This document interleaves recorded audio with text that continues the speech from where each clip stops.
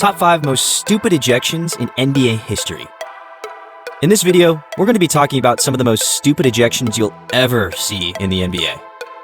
The NBA, or basketball in general, probably has the most insane number of rules and foul calls you can think of. You have various rules ranging from the 3-second rule, the 8-second rule, to the 24-second rule. All these rules can make you a bit dizzy if you ask me, and it's only natural that in the heat of the game, one may forget some of these rules. Sometimes players can get worked up and could care less about these rules at the moment, so they do something silly that gets them ejected. So, in this video, we'll be going through the top 5 moments players have lost their heads and gotten ejected for the stupidest reasons. Number 5. Steph Curry's mouth guard toss. During the 2016 playoff finals, Golden State Warrior point guard Steph Curry physically stated his displeasure to what he believed to be a lot of unfair calls by tossing his mouth guard into the crowd.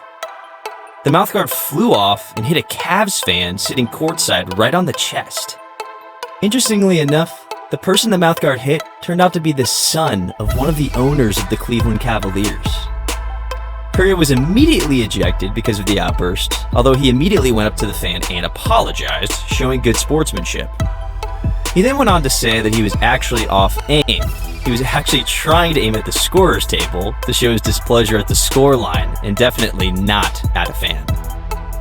Steph and his coach Steve Kerr were fined a sum of $25,000 each by the league.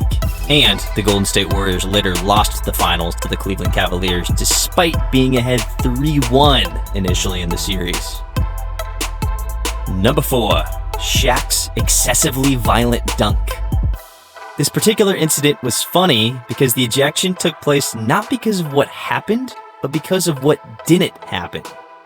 In 2004, in a game between the Utah Jazz and the Los Angeles Lakers, Shaq, doing what he does to nearly every other NBA star who was playing at the time, dunked on Andrei Kirilenko. This dunk was filled with so much energy and clear aggression, but there was absolutely no contact with Kirilenko. Normally, this shouldn't be a problem due to the fact that there was no contact, but NBA referee Bob Delaney, for no clear reason, decided to eject O'Neal from the game, saying that the play from Shaq was excessively violent, although Shaq didn't touch the opposing player. Normally, a foul would have been called to keep Shaq in check, but the referee decided instead to throw Shaq out the game altogether. The Lakers then went on to lose the game 83-88 due to their star's absence. A loss a lot of people generally attribute to the incompetence of the referee, and for good reason. Lakers coach Phil Jackson later said the referee was targeting Shaq. Number 3. Tim Duncan's laughing incident. Yeah, that's correct. For laughing. If this isn't one of the silliest reasons to eject a player from a game, I don't know what is. It is understandable if you kick a 5th grader out of a class for laughing, not enough reason to eject a grown man out of a sporting event. This didn't, however, stop NBA referee Joey Crawford from ejecting Spurs star Tim Duncan from a game in 2007. The funniest part in all of this was Tim was not even on the court during the ejection, but sitting on a bench minding his own business. To be fair, the referee and Duncan had an altercation earlier in the game after he gave Duncan a technical. But now, sitting on the bench, Tim said that Crawford had seen him laughing, so he came closer asking him if he wanted to fight, shortly before giving him another technical and ejecting him from the game. After being ejected, Tim Duncan was fined $25,000 by the league for verbally abusing an official. Crawford was, however, suspended indefinitely for his inappropriate reaction. Crawford was brought back later, though, and he retired in 2015. When asked about the incident much later, he stated that the whole thing had changed his perspective, and after the incident, seeing a psychologist made him feel better.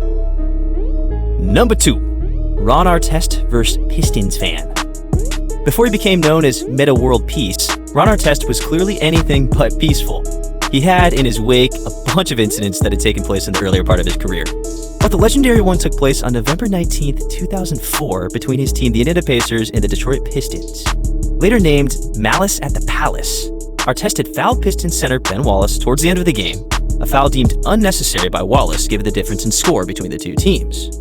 This caused Ben to retaliate by shoving Artest back, and this soon developed into an all-out brawl between the two teams. This brawl did not just stop there, as Piston fans suddenly started throwing objects into the court. In the midst of the fight, Artest got hit by a cup, and this got him outraged. He then rushed into the crowd and started attacking a fan he felt was the one responsible for throwing the cup. Soon enough, the entire arena was in total mayhem. Altogether, 9 players were suspended, with Artest being out for the longest. He was made to sit out 85 games, which currently holds the record for the longest suspension ever for an on-court incident. Before we go on to number 1, if you come this far, then it shows you've enjoyed the video. So please, give me a thumbs up. Also, subscribe if you're new here and turn on the notification bell so you get notified when we drop a new video. Number 1, Tristan Thompson and the butt slap. In a game between the Cleveland Cavaliers and the Grizzlies, Tristan Thompson had just made a free throw when Jay Crowder walked by trying to reposition for the next free throw.